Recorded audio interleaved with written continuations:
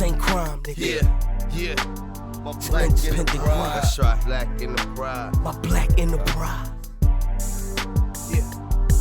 Independently move units like bricks and pies. Getting money, I truly hustle, truly blessed from God. Dope what they demand, dope what I provide. Loyalty, flower, and money, my black in the pride. I was a youngin' in the game, I've been on it. Stomping in the MC, bringing the opponent. Sex, money, and murder, yeah, I condone it. What's up, take world? a fake hard nigga, Small hard G, transform it. representing the Dope legal. game old, Davidson. We about to get into some exclusive questions and answers for the world that they don't know.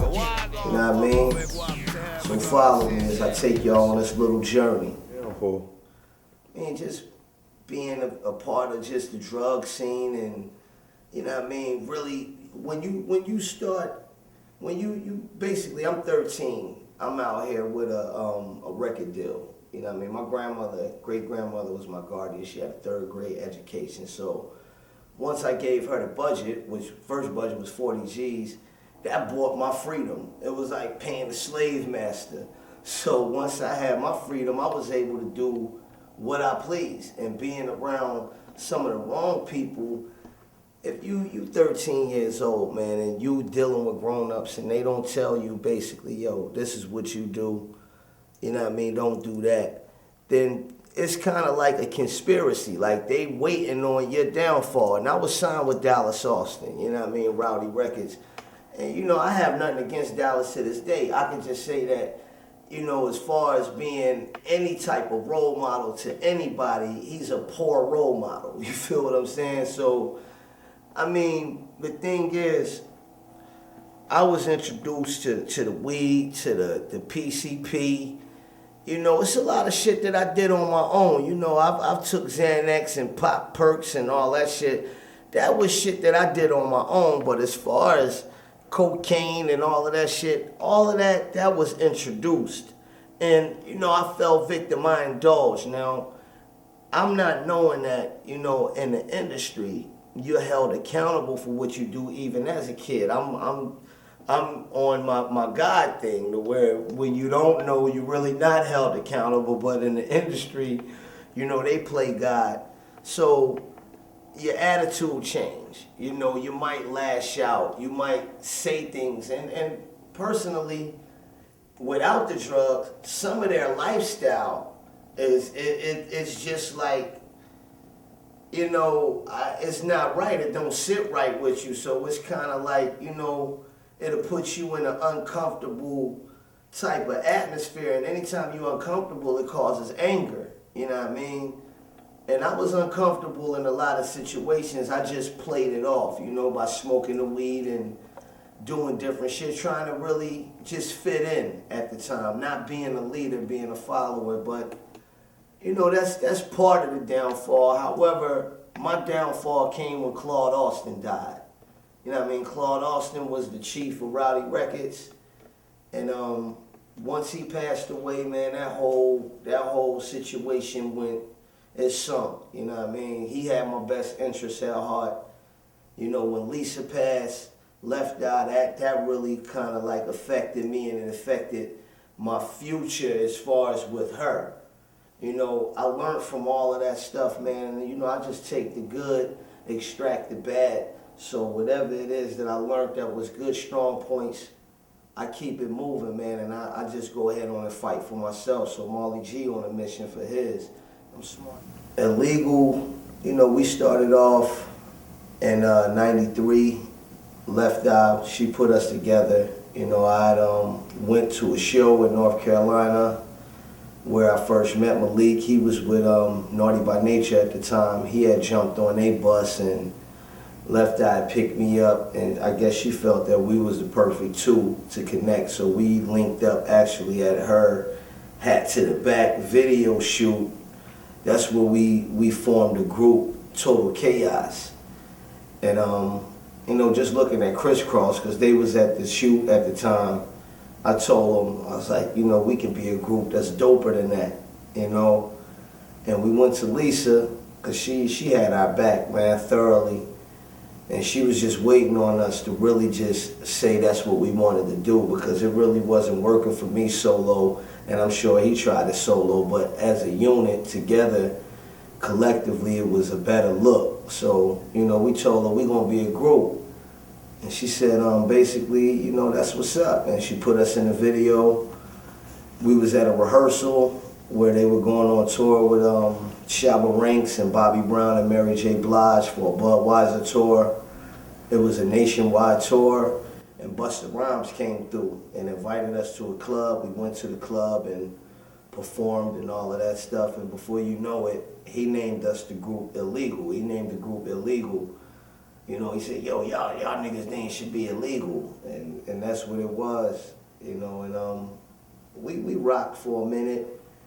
Basically, once we toured the East Coast, and we ripped the whole East Coast. We went to Cali, to the West Coast.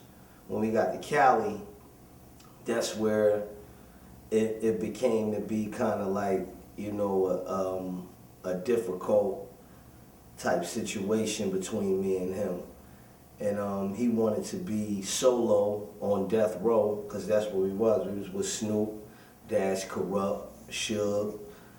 And that was his choice. However, you know, I never let it ruffle my feathers at all. You know, I stayed down out there for a minute until it was time for me to come home. When I came home, you know, I went to jail for a small amount of time, about 45 days, facing a major time, you know, but I got out and I did the Jamal Jamal, you know what I'm saying? And that began my solo career as Jamal Mally G.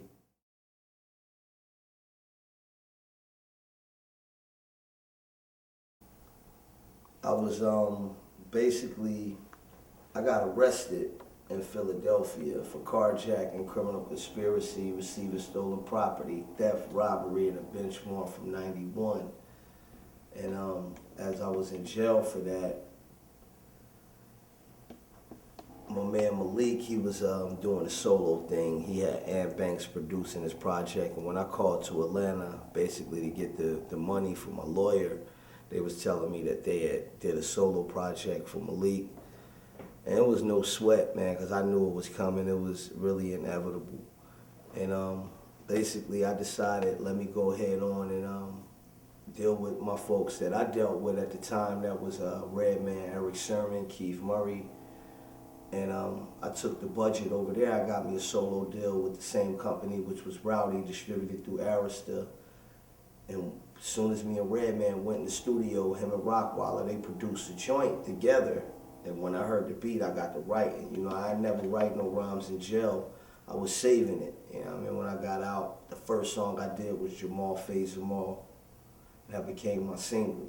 You know? I mean, it's a relationship, because I maintain a relationship. As far as them, it's really no relationship. I can call every day, and it's really nothing, you know what I mean? I call Eric, I got the number, I call Keith. Keith is really the only one that really pick up. You know, me and Red, we had a good relationship, man, but it became kind of sour.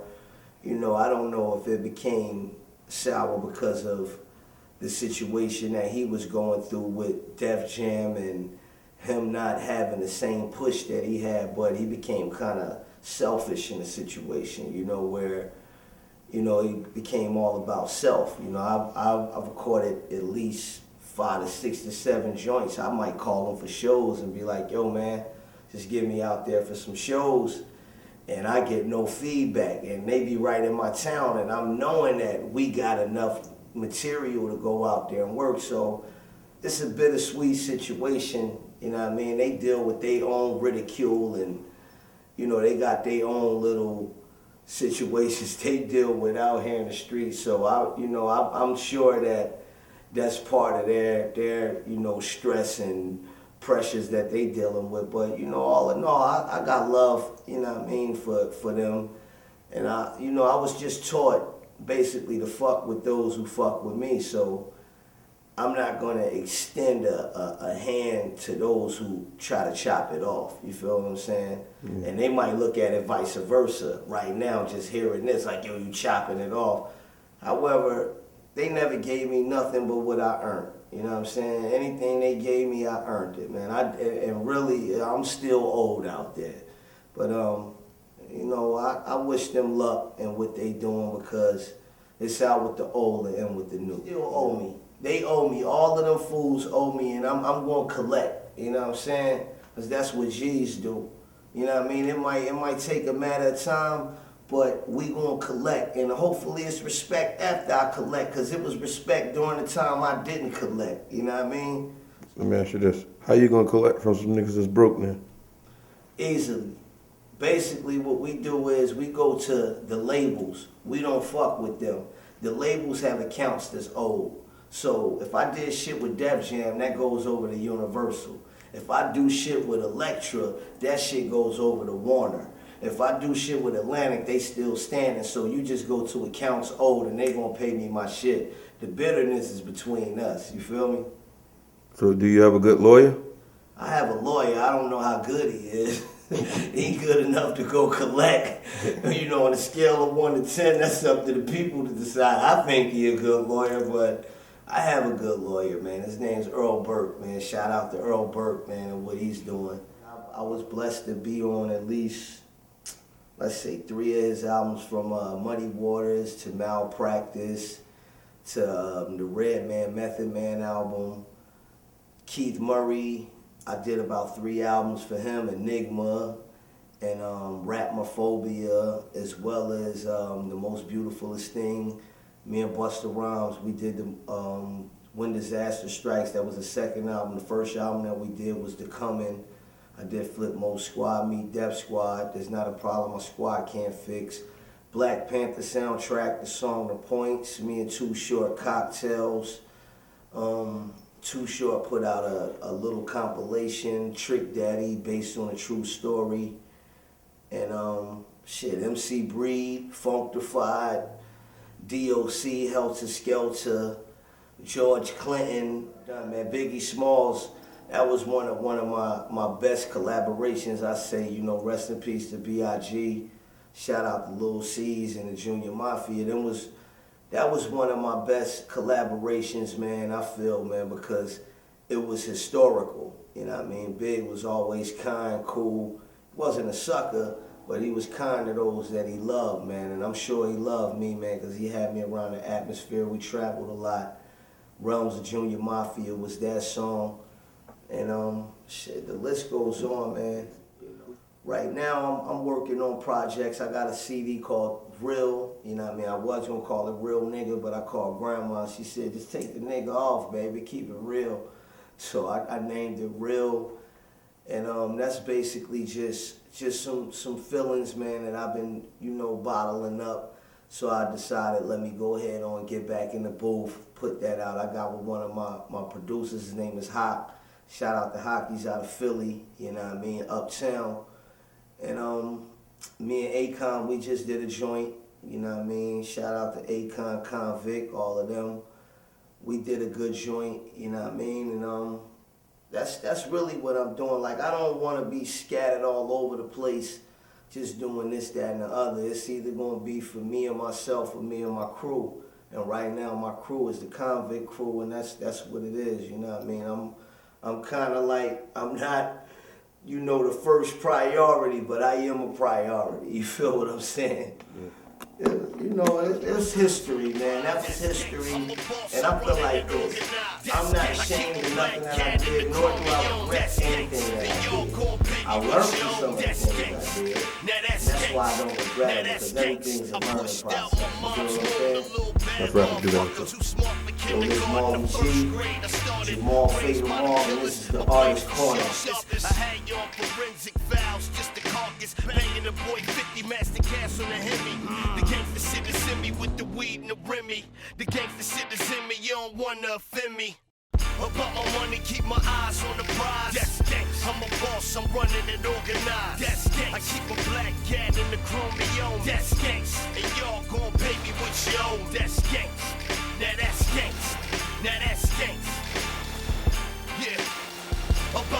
money, keep my eyes on the prize. I'm a boss, I'm running it organized. I keep a black cat in the chromium. And y'all gon' pay me with your own. That's gangsta. Now that's gangsta. Now that's gangsta. I was misunderstood. I'm real. These other rappers is actors. Flair Underwood. Granny left me to the hood. I'm a product of hood, baby. The hood made me, and I'ma give back what they gave me. Love and street game. Through my rhymes, I channel my mind. No imaginary crime for street fame. These lames do anything for loot. I'm like Snoop, do nothing but them G things. High heat bang, he used to wear G-string. Gangside gangster, that's the set he claimed. Now all these groupie bitches wanna do the group thing. When they see me in the coupe green, lace like shoestrings. The new nice nigga with new things. As my corp pop, I scream cream. Dollar bill, y'all, cause cash rules like Wu-Tang. More gon' stack change, man, you do the same. About my money, keep my eyes on the prize. That's gangsta. I'm a boss, I'm running it organized. That's gangsta. I keep a black cat in the chromium. That's gangsta. And y'all gon' pay me with your own. That's gangsta. Now that's gangsta. Now that's gangsta. As I take a swig of the liquor, thinking damn I love the dough, like Big and Jigga. I never ever put a hoe over these figures. Blood make the carpet red, you get hosted like Joan Rivers. The rap industry is full of these clone niggas. Niggas 40 rapping, youngins thinking they grown niggas. I'm getting money, nigga.